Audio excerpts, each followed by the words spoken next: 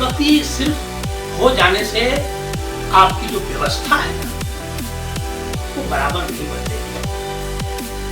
हमारे रामनाथ के.आर. नारायणन तो अपनी भूमिका बहुत अच्छी तरह निभाए, मुझे याद है और मैं पढ़ा भी हूँ कि जब साउथ के मंदिर में उनको जाने से रोका गया तो उन्होंने मिलिट्री लगा करके और सबको भगा करके उन्होंने दर्शन किया है, उन्होंने व्यवस्था को तोड़ा। लेकिन वहीं रामनाथ कोविंद जो भाजपा उस समय वो कांग्रेस की सरकार थी, लेकिन वहीं जब रामनाथ कोविंद को और मुर्मू जी को भी अपमानित होना पड़ा है।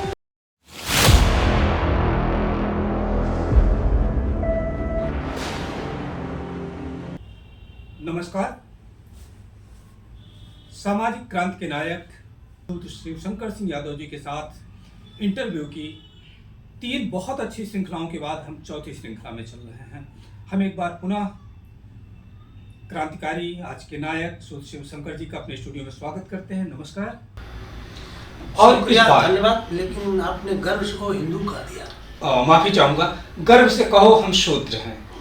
हाँ, शुक्रिया, धन्यवाद। क्योंकि कुछ चीजें होती इतना लंबे समय से स्थापित किया हुआ नारा है और उसमें जवान की फिसलन, क्योंकि हम आसानी से अगर इतनी आसानी से तैयार हो सकते बदलने के लिए, मैं या मेरा समाज, हमारा समाज, अगर हम बदलने के लिए तैयार होते तो चीजें बहुत आसान हो जाती।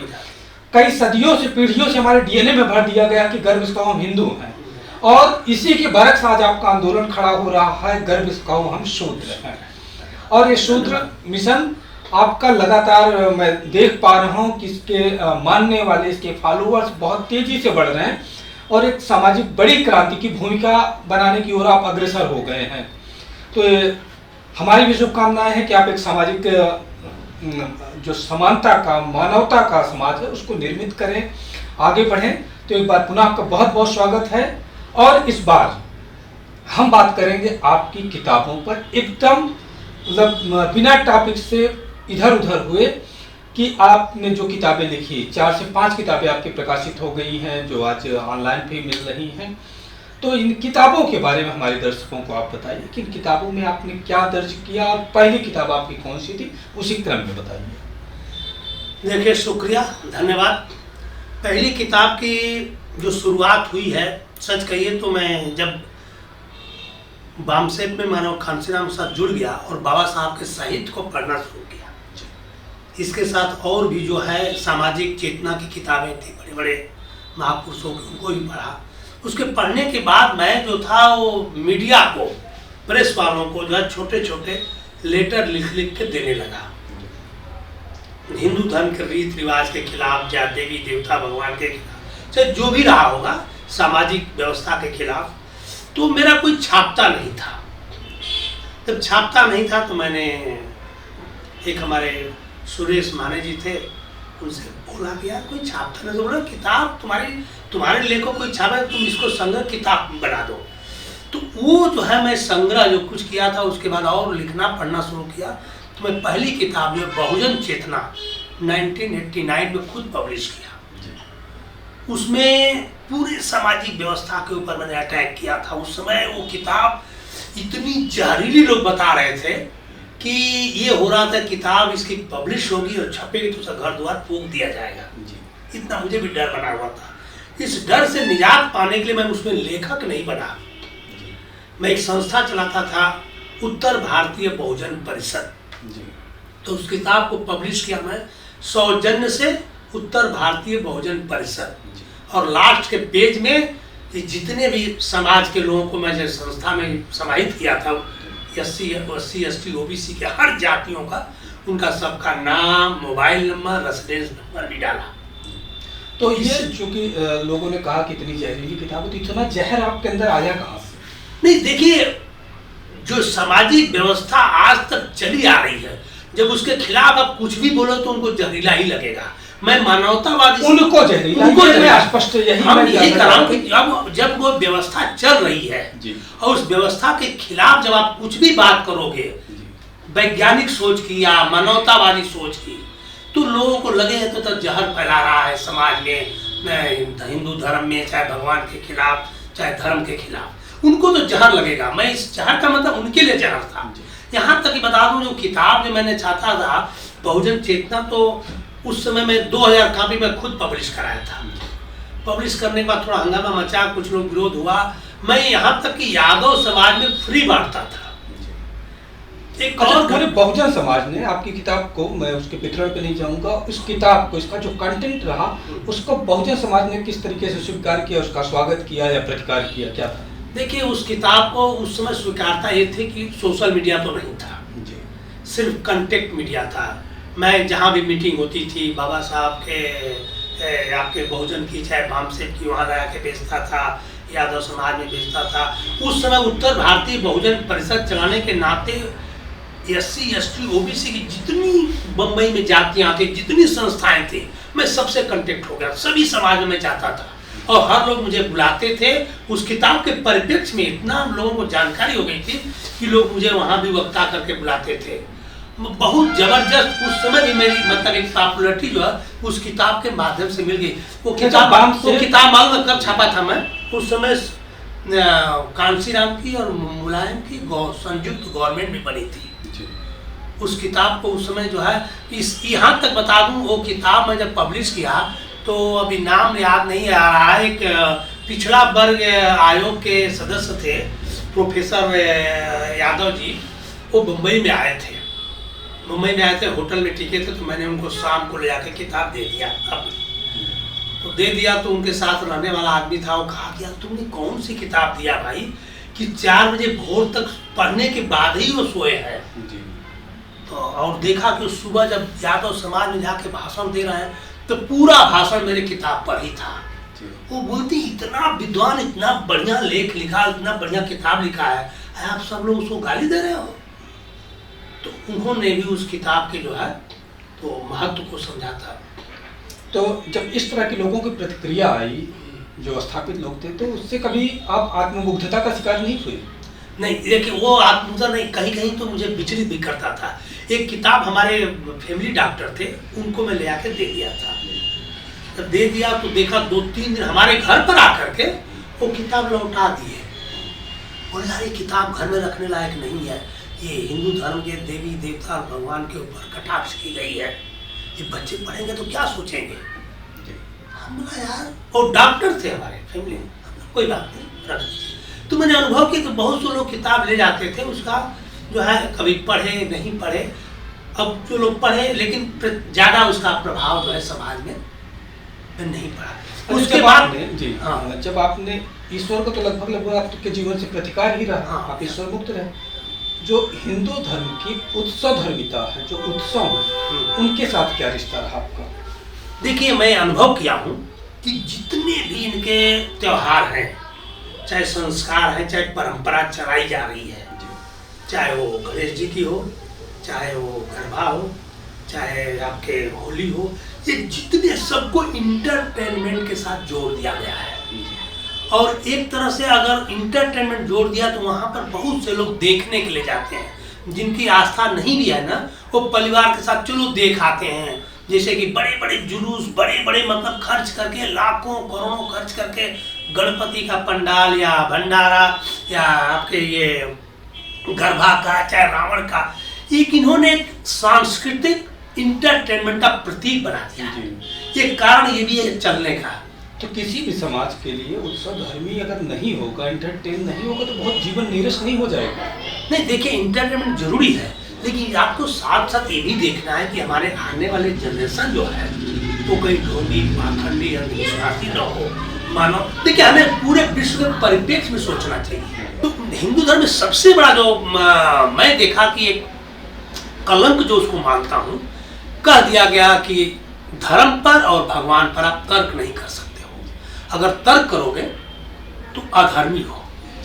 मैं ये कह रहा हूँ, तर्क करना हमारी बुद्धिमत्ता पर, एक ज्ञान बढ़ाने के लिए, बुद्धि बढ़ाने के लिए, अपने को तीव्र बनाने के लिए, मानवतावादी बनने के लिए तर्क जरूरी है। और जब तर्क नहीं करोगे तो आप इंसान ही नहीं रहोगे, आप बुद्धि विहीन हो जाओगे, एकदम मतलब निष्क्रिय बुद्धि हो जाएगी आपको। हम यही देखिए तर्क की बात कर रहा हूँ कि यही सबसे बड़ा हिंदू धर्म का दुर्भाग्य। देखिए वहीं पर हम अब गौतम बुद्ध की बात करूंगा। गौतम बुद्ध ने कहा अक्त दीपो भव, जस्ट उल्टा है। वो कहते हैं कि गौतम बुद्ध में बौद्ध धर्म ये कहता है कि आप जो है इस चीज को कतई मत मानो। गौतम बुद्ध खुद है, जो मैं कह रहा हूं उसको भी तुम सत्य मत मानो, जो मैं लिख के दे दिया हूं उसको भी सत्य मानो। क्योंकि कोई महापुरुष चाहे कोई भी लिख के दे दिया उसे भी तुम सत्य मत मानो, उसको अपने जीवन की कसौटी पर सत्य परखो, देखो, समझो, तर्क करो, अगर सही लगता है तभी मानो। तो देखिए वो वैज्ञानिकता की बात करता है और हम जो अवैज्ञानिक की बात करते हैं, तर्क ही नहीं करो। तो ये दोनों में डिफरेंस है। अल्प दीपों में अपना प्रकाश स्वयं प्रज्वलित करो। देखिए हिंदू धर्म में उसको रोक दिया गया है, शिक्षा से रोक दिया गया है, बुद्धि बढ़ाने का रोक है। आपको देखिए शिक्षा और बुद्धि के बात पर आपको मैं यहाँ उदाहरण देना चाहता हूँ। 100 साल पहले की बात कर रहा हूँ, जिसको हम पश्चिमी सभ्यता को लोग कहते हैं कि अधर्मी है, पापी है, संस्कार विहीन है, ये हमारा हिंदू धर्म है। लेकिन सोचिए कि ऐसे मानव वहां पैदा हुए जो कहते हैं कि अंधों और बहरों को भी पढ़ना चाहिए। उनकी छटपटाहट देखिए कि अंधों और बहरों को पढ़ाने के लिए उन्होंने एक भाषा का रिसर्च तक कर दिया। और हमारे यहाँ की सभ्यता संस्कृति देखिए हिंदू धर्म की कि पढ़ने से रोका गया और आज भी रोका जा रहा है। तो क्या हम इंसान हैं उनके परिप्रेक्ष्य में? कभी हम सोच सकते हैं कि उनके परिप्रेक्ष्य में अगर हम जाएंगे तो हम तो इंसान ही नहीं है, जहाँ की इंसान को बुद्धि विवेक को बढ़ाने के लिए हम रोक लगा रखे हैं। ये बहुत बड़ा दुर्भाग्य हमारे हिंदू धर्म का। लेकिन एक समय रहा कि दुनिया भर में तमाम देशों में भी केवल वर्ण व्यवस्था या हमारे यहाँ ही नहीं रही, अमेरिका में भी जो रंग भेद बहुत रहा और आज भी तमाम जगहों पर रंग भेद का मामला आता है। नेल्सन मंडेला ने इतना बड़ा आंदोलन किया रंग भेद को लेकर के। यहाँ आपके यहाँ वर्ण व्यवस्था में वो चीज़ें रही, जाति व्यवस्था में वो चीज़ें रही, आज भी तमाम जगह पर अभी भी उत्पीड़न की बहुत सारी घटनाएं। जबकि आप आज़ाद हुए नए संविधान के साथ 75 साल से ज़्यादा हो गए, फिर भी उस व्यवस्थाएं अभी भी बहुत सारी जगहों पर चल रहे हैं। अभी भी तमाम खबरें आती हैं कि दलित जाति का व्यक्ति अगर बारात अपनी घोड़े पर निकाल देता है तो उसको पीट पीट के मार दिया जाता है। या अभी 2-3 दिन पहले की एक बड़ी खबर थी कि एक महिला ने बाल्टी छू दी थी, उसको मार दिया गया। राजस्थान में इस तरह तमाम घटनाएं, उत्तर प्रदेश में, मध्य प्रदेश में, महाराष्ट्र में, तो इस तरह से बहुत सारी घटनाएं चल रही हैं। और एक तरफ आप हिंदू का धार्मिक प्रतिकार, हिंदू धर्म का प्रतिकार कर रहे हैं, दूसरी तरफ एक और चेतना इस देश में चल रही है जो अभी तमिलनाडु जैसे राज्यों में लागू भी हुई कि दलित समाज के लोग, ओबीसी समाज के लोग मंदिरों में पूजा का जो कार्य है वो करेंगे। तो अगर आप उसमें भी शामिल होना चाहते हैं तो आप प्रतिकार किसका कर रहे हैं? अगर ईश्वर की सत्ता, अगर आप पूजा में शामिल हुए तो हो सकता है मंदिर में तो आपको हिस्सेदारी मिल जाएगी, लेकिन जब आप मंदिर में हिस्सेदारी करेंगे, पूजा करेंगे, तो क्या उसी ईमानदारी के साथ ईश्वर की सत्ता भी स्थापित करेंगे जैसे ब्राह्मण करता? बहुत अच्छा सवाल है आप। देखिए ये हमारे सामने भी आता है। जब कभी मैं हिंदू धर्म के देवी देवता और पाखंड अंधविश्वास के ऊपर जब कटाक्ष करता हूँ तो सबसे पहली बात आती है कि ये तो सभी धर्मों में है। देखिए उनका बचाव क्या होता है, कहते हैं तो मुस्लिम धर्म में भी है, सभी धर्मों में है, पूरे विश्व में ये सब है, तो खाली हिंदू धर्म पर आप क्यों कटाक्ष करते हो? ये बात एकदम सही है। मैं भी देखा हूँ कि जो क्रिश्चियन हुआ, चाहे मुस्लिम हुआ, चाहे ईसाई जो भी है, चाहे सिख धर्म हुआ है, ये हिंदू धर्म के वर्ण व्यवस्था के कारण ही ये बुराइयां उनमें गई हुई है, उसके कारण गई है। और दूसरी बात आपने जो नेल्सन मंडेला की बात किया और साथ साथ विश्व के परिप्रेक्ष्य में की, भाई वहाँ भी एक वहाँ बात सही, बाबा साहब ने भी इसका जिक्र किया है। गुलामी प्रथा थी, गोरों और कालों के बीच में गुलाम प्रथा थी। लेकिन बाबा साहब ने मन ही पढ़ी हुई चीज़ों को बता रहा हूँ, उन्होंने कहा गुलामों के भी बच्चों को पढ़ने लिखने, उनको आगे बढ़ने की स्वतंत्रता थी। जो आदमी किसी के यहाँ नौकर रहता था तो ये नहीं था कि तुम पढ़ नहीं सकते, उसको बच्चों का भी बराबर व्यवस्था, जो मालिक था और नौकर का जो बीच का संबंध था उनमें एक तरह से प्रतिबंध नहीं था। उनको पढ़ने की आज़ादी थी, उनके बच्चों को पढ़ने लिखने सिखाने, इवन उनको पढ़ाने की भी जिम्मेदारी वो लेते थे। वो चीज़ हमारे हिंदू धर्म में नहीं है। इसीलिए अच्छा यही नहीं, एक प्रॉब्लम ये आती है कि लोग कहते हैं कि वहाँ विद्रोह, देखिए आज काले और गोरों का विद्रोह भी हो गया और समानता भी आ गई, बुराई भी निपट गई। अब तो बराक ओबामा भी जो है ब्लैक आर्मी अमेरिका का राष्ट्रपति हो गया। तो बड़ा दुर्भाग्य है कि भारत में क्रांति क्यों नहीं हो रही है, आपके यहाँ क्योंकि उससे भी बुरा हाल है। आपके यहाँ भी 3 दलित अनुसूचित जाति से तीसरे राष्ट्रपति हैं इस समय, तो आपके यहाँ भी राष्ट्रपति? देखिए राष्ट्रपति सिर्फ हो जाने से आपकी जो व्यवस्था है ना वो बराबर नहीं बदलेगी। हमारे रामनाथ के.आर. नारायणन तो अपनी भूमिका बहुत अच्छी तरह निभाया। मुझे याद है और मैं पढ़ा भी हूँ कि जब साउथ के एक मंदिर में उनको जाने से रोका गया तो उन्होंने मलेट्री लगा करके और सबको भगा करके उन्होंने दर्शन किया है, उन्होंने व्यवस्था को तोड़ा है। लेकिन वहीं रामनाथ कोविंद जो भाजपा के, उस समय वो कांग्रेस की सरकार थी, लेकिन वहीं जब रामनाथ कोविंद को और मुर्मू जी को भी अपमानित होना पड़ा है। अब उस पर मैं डिटेल नहीं जाना चाहता हूँ, सबको मालूम है। तो अब यही नहीं, देखिए आप राष्ट्रपति बना दोगे और उस पर एक रबर स्टैम्प जैसा यूज करोगे, उनको पूरी छूट नहीं दोगे, तो उसका कोई वैल्यू नहीं है, उसकी कोई वैल्यू नहीं है। वो परिवर्तन नहीं ला सकते हैं। परिवर्तन जब हम राष्ट्रपति अपना समाज जब अपने बहुमत से आ जाए, चाहे शुद्ध समाज, चाहे SC ST OBC, चाहे जो व्यवस्था के खिलाफ, मैं नहीं कर रहा हूँ, ब्राह्मण भी है जो व्यवस्था के खिलाफ है, क्षत्रिय भी इस व्यवस्था के खिलाफ है, जो इस व्यवस्था के खिलाफ लोग हैं, और उनकी सरकार जब तक नहीं आएगी, उनका मुख्यमंत्री, प्रधानमंत्री, राष्ट्रपति जब तक वो नहीं भेजते हैं, तब तक परिवर्तन नहीं आएगा। आपको अगर परिवर्तन की जब आपने बात किया ना, तो 26 जनवरी 1950 को ही संविधान में आर्टिकल दिया हुआ है परिवर्तन के लिए। आर्टिकल 13 कहता है 26 जनवरी 1950 के बाद जितने भी रीत हैं, रिवाज हैं, संस्कार हैं, अगर उनमें छुआछूत, ऊंच नीच की भावना है तो सब ध्वस्त कर दिए जाते हैं। लेकिन नहीं, उसके साथ साथ एक और आर्टिकल है 51H, वो ये कहता है कि हर सेंट्रल गवर्नमेंट को, हर स्टेट गवर्नमेंट को, इधर हर नागरिक को, आपको भी, हमें भी एक पावर दे रहा है कि सभी के अंदर वैज्ञानिक सोच पैदा करो, जो मैं कर रहा हूँ। अगर वो आर्टिकल ना होता तो आज आपके सामने मैं बोल नहीं पाता। वो आर्टिकल हमें प्रोटेक्ट करता है।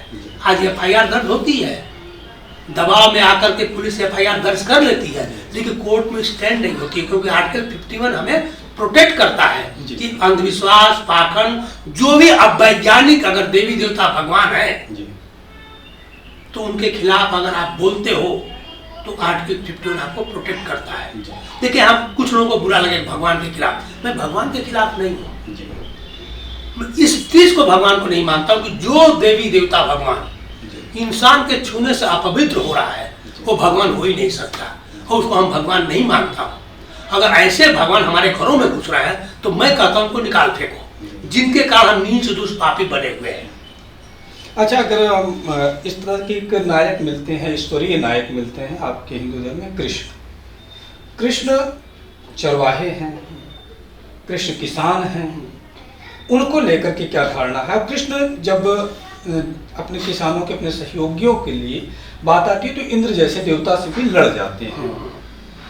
तो इनके नायकत्व को और राम के नायकत्व को आप कैसे अलग करते हैं, या इनके प्रति क्या नजरिया? देखिए, कृष्ण के नायकत्व तो ये मानता हूँ कि कई तरह के कृष्ण हमारे सामने यजुर्वेद में, चाहे तथाकथित ब्राह्मणवादी जो कृष्ण के भगवान हैं, इनमें बहुत विरोधाभास है। यजुर्वेद में मैं भी पढ़ा हूँ, बहुत से लोगों ने, बड़े बड़े साहित्यकारों ने पढ़ाया भी है, मैं पढ़ा भी हूँ, साहित्यकार तो मैं नहीं हूँ लेकिन पढ़ा हूँ कि कृष्ण जो थे, आर्य से और अनार्य के बीच में लड़ाई हुई है।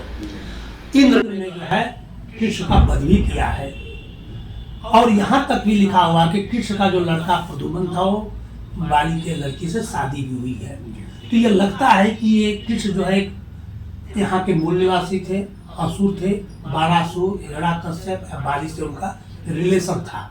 ये तो साफ डिवीजन दिख रहा है आर्य और अनार्य के बीच। लेकिन जो कृष्ण को भगवान जो मान के हमारे ऊपर थोपा गया है, ये जो है, ये जब हिंदू धर्म में ब्राह्मणवाद के खिलाफ और जब मुगलों मुसलमान आकर के जब इनके धर्म के खिलाफ जब बगावत हुई और जब मुसलमानों ने जब भाईचारा पैदा किया तो लोग मुसलमान बनने लगे। जब मुसलमान बनने लगे, क्रिश्चियन बनने लगे, तो हिंदू धर्म खतरे में आ गया। तो उसको क्या लगता है कि उसको प्रोटेक्ट करने के लिए इन्होंने कृष्ण को भगवान बनाकर हमारे ऊपर प्रतिस्थापित कर दिया है। अच्छा, और हमारे नहीं, और भी जातियों को दिया है इन्होंने बना के भगवान। अच्छा, ये जो रचे गए नायक, चाहे वो खलनायक के तौर पे, नायक के तौर पे, चाहे दुर्गा हो या हिरण्याकश्यप हो, हिरण्याक्ष हो, ब्रह्मा विष्णु में, क्या ये वास्तव में है? इनकी कोई परिकल्पना मानी जा सकती है कि कहीं थे? नहीं देखिए, हम नहीं कर रहे, पूरा इतिहास और परिप्रेक्ष्य में जाएंगे और जहाँ भी खुदाई हो रही है आज पूरे भारत में, और वो नहीं प्रैक्टिकल आप देखिए, पूरे विश्व के परिप्रेक्ष्य में देखिए, तो मलेशिया से, जापान से, चीन से लेके कहीं भी जाइए, गौतम बुद्ध का पूरा प्रमाण मिलता है। या तो खुदाई में मिलेगा, जमीन के अंदर जब भी खोदोगे तो वही मिलेंगे, ऊपर देखोगे तो वही मिलेंगे, तो कहीं भी साक्ष्य किसी भी रूप में हिंदू धर्म के जो कृष्ण हो, चाहे शंकर हो, चाहे देवी हो, देवता हो, चाहे राम हो, कहीं कुछ नहीं साक्ष्य है। ये मुश्किल से जो है, मुश्किल से 500 साल, हम ज्यादा दिन की बात नहीं है, सिर्फ 500 साल के अंदर ये पैदा किए गए हैं, काल्पनिक लिख करके, पढ़ करके। ये रिसर्च सेंटर हुआ है। देखिए हमारे देश का क्या हुआ मालूम है, क्यों नहीं यहाँ पर वैज्ञानिक पैदा हुए, क्यों नहीं रिसर्च हुआ? क्योंकि यहाँ के लोग रिसर्च करते हैं किसी को बेवकूफ कैसे बनाया जाए। नहीं, जैसे अभी हम देखते हैं कई बार हॉलीवुड की आप तमाम फैंटेसी फिल्मों को देखे होंगे, जहाँ सुपरमैन जैसा नायक है, थॉन जैसा नायक है, तमाम इस तरह के फैंटेसी नायक रचे जाते हैं।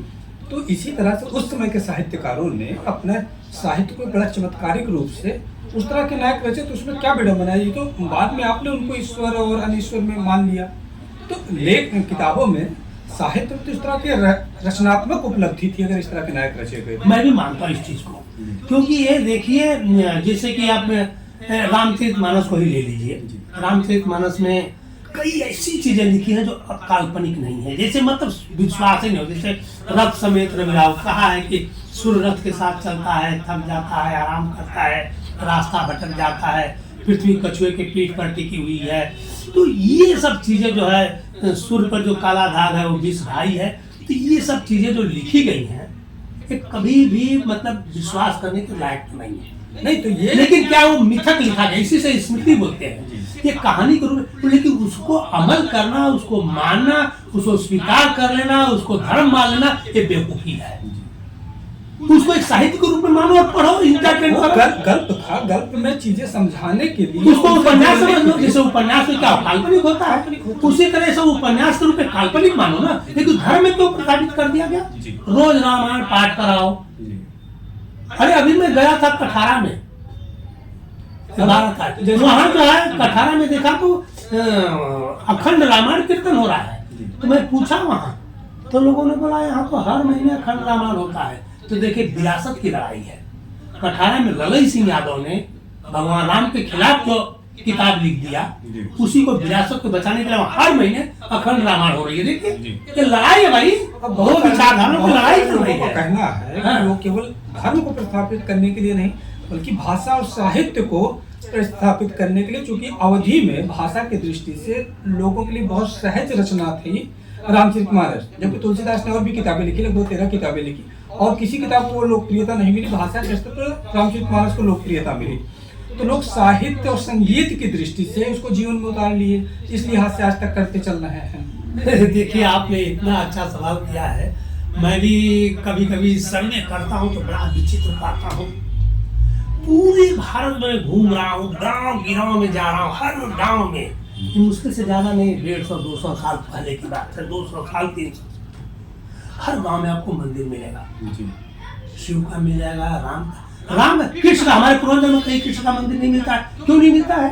राम का मिलेगा, हनुमान का मिलेगा, और साथ साथ शिव का मिलेगा। अब पूर्वांचल में हमने बिहार के बॉर्डर तक देखा हूं, कहीं पूर्वोत्तर में जाते हैं, जब पूर्वोत्तर में जाते हैं इवन की मणिपुर और तमाम जगहों पर, तो वहाँ कृष्ण ज्यादा मिलते हैं। या आप आदिवासी बेल्ट के गीतों में देखेंगे, उनके साहित्य में देखेंगे, जो श्रुति साहित्य है उनका, उसमें कृष्ण है, राधा है, उनका प्रेम है। वहाँ राम गायब है लगभग, या कृष्ण लीलाएं वहाँ बहुत सारी होती हैं, रास लीलाएं वहाँ ज्यादा खेली जाती है, रामलीला वहाँ नहीं खेली जाती है। वो एरिया के ऊपर डिपेंड है। जैसे इससे जहाँ जैसे कि मान लीजिए कि हमारे पूर्वांचल में ठाकुर बहुल है, ठाकुर साम्राज्य है, तो ये भी हो सकता है कि मैं राजपूत हूँ तो भी यादव, क्योंकि यहाँ भगवानों को भी जात में बांटा गया है। तो भगवानों को जब जात में बांटोगे तो हो सकता है जहाँ सामंती है, अब वहाँ राम की पूजा हो रही है, इसलिए कृष्ण को लोग नहीं मानते। यहाँ तक कि मैं देखा हूँ कि कोई कृष्ण भगवान का फोटो भी घर में नहीं रखता है। अब भले यादव लोग रखते हैं कि, और मैं बिरादरी में कहीं भी गया हूँ तो मैं नहीं देखा हूँ कि कोई ब्राह्मण या ठाकुर कृष्ण को भगवान मान के अपने घरों में फोटो रखा है, मैं नहीं देखा। नहीं, एक जगह ये तो तमाम जगहों पर दिखता है, मैं इसको नहीं स्वीकार कर पाऊंगा। कि तमाम जगहों पर अगर मतलब मैं ये हो सकता है कि वो बिजनेस मॉड्यूल में हो, हाँ बिजनेस मॉड्यूल में हो सकते हैं। इवन कि जो अभी कृष्ण का सबसे बड़ा यहाँ पुजारी होने का दावा करते हैं, जो करते रहे थे, अपने को जगत गुरु भी 5वां घोषित तौर पे उन्होंने घोषित कर लिया, जबकि 4 ही जगत गुरु हैं। उनके मंदिर अभी नाम देखिए मुझे, कृपालु महाराज। कृपालु महाराज तो जन्मना ब्राह्मण ही है, चूंकि राम कृपाल दुबे उनका पहले का नाम था, वहीं जो कृपालु महाराज उन्होंने कृष्ण का मतलब भारत ही नहीं तमाम जगहों पर मंदिर बनवाने का काम किया। आज इस्कान के रूप में पूरी दुनिया में कृष्ण का एक मिशन चल रहा है। तो कृष्ण तो अब जाति से परे धीरे धीरे निकल गए हैं, और उसमें कहीं ना कहीं दिखता है कि कृष्ण का जो प्रेम स्वरूप है, उनका हस्तिनापुर का युद्ध स्वरूप नहीं पूजा जा रहा है, उनका प्रेम स्वरूप, उनका रास स्वरूप खूब पूजा जा रहा है इस समय। या जो लोग तमाम मतलब स्वतंत्रता के लिए भी कृष्ण के प्रेम स्वरूप को खूब पूज रहे हैं। देखिए यहाँ एक तरफा है, मैं पूरा देखा हूँ कि जो ये धार्मिक जो व्यवस्था है ना, सिर्फ कृष्ण के एक पक्ष को दिखा रही है, उसका दूसरा पक्ष है कभी हमारे ना तो किताबों में पढ़ने को मिला, और सबसे बड़ा कि इस सिलेबस में डाल दिया गया। हमारे बच्चों को, हमको खुद पढ़ाया गया, हाई स्कूल इंटर, इस सिलेबस में डाल करके दिमाग में भर दिया गया। मैं आपसे सवाल पूछता हूँ कृष्ण के बारे में, आप बताइए, कंस को आकाशवाणी हो रही है कि तुम बहन देवकी को ले जा रहा है, इसके 8वें पुत्र से तुम्हारा बध होगा, ठीक है। पहले तो आकाशवाणी गलत है, ठीक है चलो मान लिया। तो आप बताइए, कंस इतना मूर्ख था कि 8वें बच्चे का इंतजार करेगा, और वो भी एक कोठरी में दोनों को डाल देगा, और कहेगा कि कंस तुम जल्दी जल्दी बच्चा पैदा करो कि मुझे मारने के लिए आए।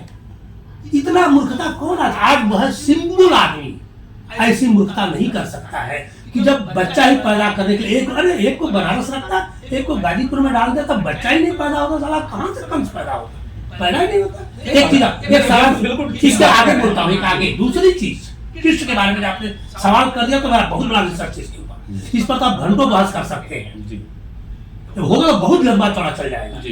फिर अगले एक लाइन बता देना चाहता हूँ, कृष्ण की मूर्खता पर मैं आ रहा हूँ, बुरा माने चाहे कुछ भी बोले। जब कृष्ण को दिखाया गया हमारे साहित्य में कि बहुत बड़े राजा थे, ठीक है, और राजघराने में उनका एक बचपन का दोस्त सुदामा जा रहा है गरीबी में उनसे कुछ सहयोग लेने के लिए, ठीक है, चला गया। वहां जाता है तो कृष्ण जो है अपने दोस्त को देख करके भाव विवरण को रोने लगते हैं। इवन उस सुदामा गरीब को ऊपर बैठा करके आसन पर अपने नीचे बैठ कर पैर धो रहे हैं, और लिखा तो जा रहा है कि इतना रोए है कि आंसुओं से पैर धो। हम ये सोच रहा हूँ कि एक राजा को अगर मान लिया कोई उसका दोस्त गरीब है, तो एक राजा को उसको नौकरी दे देना चाहिए था, घर में कहीं काम दे देना, जिसके लायक तो तुझे नहीं होंगे। अब देखिए, अब तुझे हो जाएगा। उसके साथ साथ उन्होंने 4 भाग में 3 भाग राजपाट दे दिया। इतना भी कृष्ण को बुद्धि नहीं आई कि ये भिखारी राजपाट कैसे चलाएगा? इतना मूर्ख कोई हो सकता है? हमको लोग इस पर बहुत बात करते हैं, लेकिन तुम बताओ ना कि कोई मूर्ख आज भी है? यहाँ अभी हम उस पर नहीं जाते हैं, क्योंकि समय बहुत हो रहा है इस श्रृंखला का। तो हम आपने तमाम पक्षों पर, खासतौर पे हिंदू धर्म के रीति रिवाज और सांस्कृतिक पक्षों पर, धार्मिक पक्षों पर बहुत ही मतलब नया नजरिया पेश किया है, जो एक वैज्ञानिक दृष्टिकोण के साथ है। तो हम आपका बहुत बहुत धन्यवाद अदा करते हैं, शुक्रिया। और एक और श्रृंखला हम आपके साथ करना चाहेंगे, जिसमें कुछ और बातें हो जाएंगी। आपका खासतौर पे जो राजनैतिक रास्ता रहा उसको लेकर के बात करेंगे।